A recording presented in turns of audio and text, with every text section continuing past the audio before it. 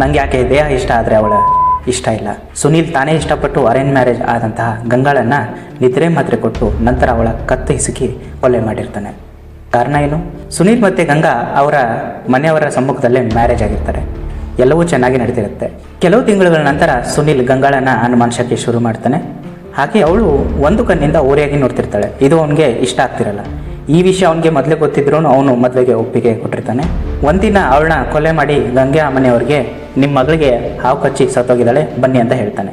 ಗಂಗಾ ಮನೆಯವರು ಬಂದು ಕತ್ತಲ್ಲಿರೋ ಮಾರ್ಕ್ ನೋಡಿ ಪೊಲೀಸ್ ಕಂಪ್ಲೇಂಟ್ ಕೊಟ್ಟಾಗ ಸುನೀಲ್ ಪೊಲೀಸ್ ಮುಂದೆ ತಾನು ಮಾಡಿದಂಥ ತಪ್ಪು ಒಪ್ಕೊಳ್ತಾನೆ.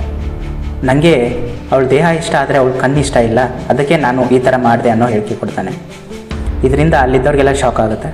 ಇವಾಗ ಸುನೀಲ್ ಜೈಲಲ್ಲಿ ತಾನು ಮಾಡಿರೋಂಥ ತಪ್ಪಿಗೆ ಶಿಕ್ಷೆ ತಗೊಳ್ತಾ ಇದ್ದಾನೆ. ಈ ವಿಡಿಯೋನ ಲೈಕ್ ಮಾಡಿ, ಶೇರ್ ಮಾಡಿ, ಹಾಗೆ ನಿಮಗೆ ಈ ವಿಷಯದ ಬಗ್ಗೆ ಏನು ಅನಿಸುತ್ತೆ ಕಮೆಂಟ್ ಮಾಡಿ.